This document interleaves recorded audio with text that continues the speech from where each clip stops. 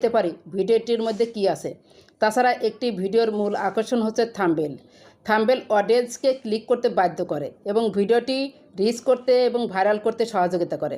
ভিডিওতে প্লিজ একটি লাইক দিবেন এবং ভালো লাগলে চ্যানেলটি সাবস্ক্রাইব করে রাখবেন। ফেসবুকের থাম্বনেল তৈরি করার জন্য প্রথমে চলে যাব আমরা প্লে স্টোরে ক্লিক করুন।